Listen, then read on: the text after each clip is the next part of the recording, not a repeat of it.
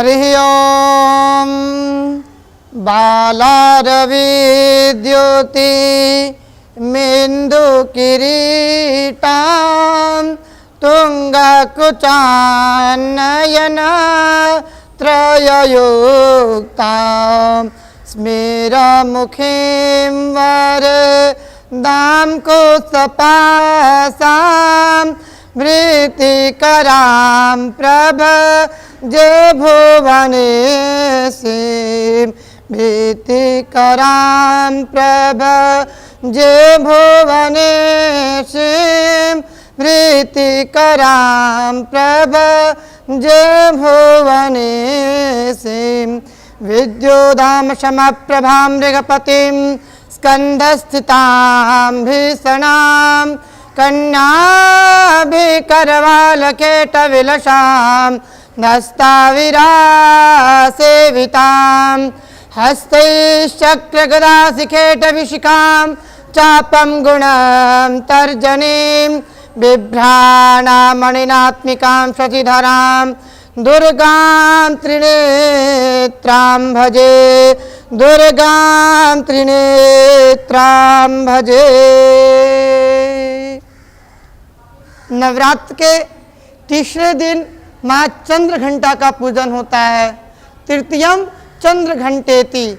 तो आइए आज हम बात करते हैं माँ चंद्र घंटा का किस प्रकार से स्वरूप है, उनको क्या भोग अर्पण करें, उनको क्या चीज़ें पसंद हैं जो जिसको चढ़ाने से आपको मनवांछित फल की प्राप्ति होगी। तो आइए आज हम बात करते हैं माँ चंद्र घंटा जी के बारे में। माँ चंद्र घंटा का जो स्वरूप है, उनके मस्तक पे घंटे का चंद्र आकार बना हुआ है, इसीलिए उनको माँ चंद्र घंटा का नाम दिया गया। यह माँ युद्ध के लिए सभी चीज़ों के लिए ये सदैव तत्पर रहती हैं। हमारे जो शास्त्रों में कहा गया है, पांचजन्यम ऋषिकेशो देवदत्तम धनंजयः पौंड्रम दद्मो महाशंखम भीमकर्मा वृकोदरः। माँ भगवती का 10 भुजाएं हैं, जिसमें शंख चक्र गदा पद्म इन सारी चीज़ों को माँ भगवती ने अपने हाथों में सुशोभित कर रखा है। माँ भगवती का जो स्वरूप है वह बहुत ही अद्भुत है और बहुत ही मनमोहक दृश्य है माँ भगवती का। तो आइए आज हम बात करते हैं माँ चंद्र घंटा का। अब किस प्रकार से पूजन करें और उनको क्या क्या भोग अर्पण करें। माना जाता है हमारे शास्त्रों में कि इनके अंदर इतना तेज है, इनके घंटे के अंदर इतनी तेज ध्वनि है, जिसके बजने से सिर्फ दानव दैत्य कोसों दूर भाग जाते हैं। माँ चंद्र घंटा का सामना करने के लिए अलौकिक धन की प्राप्ति होती है, अलौकिक शक्तियों की प्राप्ति होती है। तो इस दिन माँ चंद्र घंटा का अवश्य आप पूजन करें। पूजन आपको किस प्रकार से करना है मैं आपको बतला देता हूँ। सर्वप्रथम आप माँ चंद्र घंटा देवी को स्थापित करें और उनका षोडशोपचार पूजन करके आप उनको मनवांछित नैवेद्य का भोग लगाएं। आपको पूजन किस प्रकार से करना है, क्या मंत्र है, क्या विधि है, मैं आपको बताता हूँ। सर्वप्रथम आपको चावल पुष्प लेकर के माँ भगवती को आवाहन करना है। उनको अपने स्थान में विराजित करके उनको आवाहन करके उनको प्रणाम करें। उसके बाद में आप माँ भगवती को पंचामृत स्नान करवाएं। पंचामृत स्नान करवाने के बाद में आप उनको शुद्ध जल से स्नान करवाएं।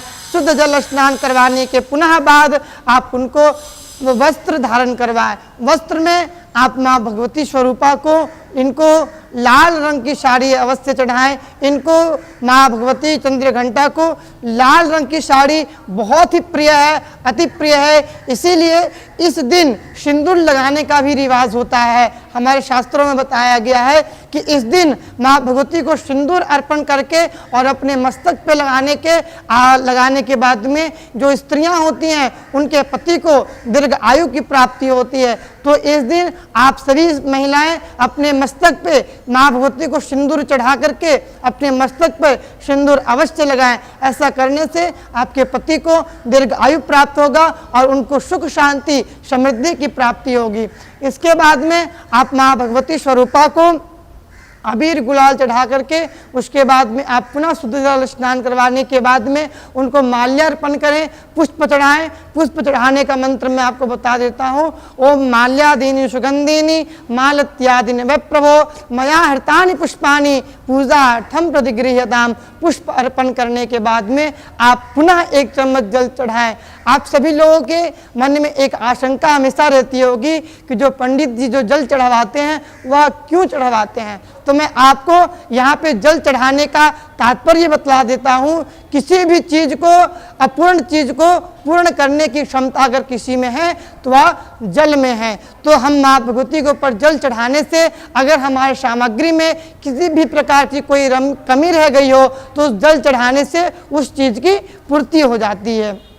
उसके बाद में ये चढ़ाने के बाद आप माँ भगवती का पूजन करें, अर्चन करें, ध्यान करें और उनको उस दिन दूध का भोग लगाएं। दूध उसमें थोड़ा सा हो सके तो आप केसर डाल लें। केसर चढ़ाने के बाद में माँ भगवती को दूध का भोग लगाते वक्त आपको एक छोटा सा मंत्र का उच्चारण करना है। ओम त्वदीयं वस्तु गोविंद तुभ्यमेव समर्पयेत् ग्रहाणाम सन्मुखो भूत्वा प्रसीदः परमेश्वरी। इस मंत्र बोल करके आप 5 बार जल छोड़े, क्योंकि हमारे यहाँ पे 5 प्राण है, 5 इंद्रियां हैं। इन चीज़ों को आप माँ भगवती को समर्पित करें। ओम प्राणाय स्वाहा, ओम अपानाय स्वाहा, ओम व्यानाय स्वाहा, ओम समानाय स्वाहा, ओम उदानाय स्वाहा। मध्य मध्य आचमन्यम उत्तरा पूष्णम पुंगी फलम। यहाँ पे पुंगी फलम का तात्पर्य है कि वहाँ पे सुपारी का भोग लगाएं। पुंगी फलम द्रव्य दक्षिणायाम सहितम समर्पयामि। आप अपने श्रद्धा के अनुसार माँ भगवती को दक्षिणा अर्पण करें और उनको इस दूध का भोग लगा करके कुछ देर के बाद में उसको आप सभी परिवारों में उसको प्रसाद के रूप में ग्रहण करें और माँ भगवती की अनंत कृपा की आपके जीवन में प्राप्ति होगी। ओम शांति, ओम शांति, ओम शांति।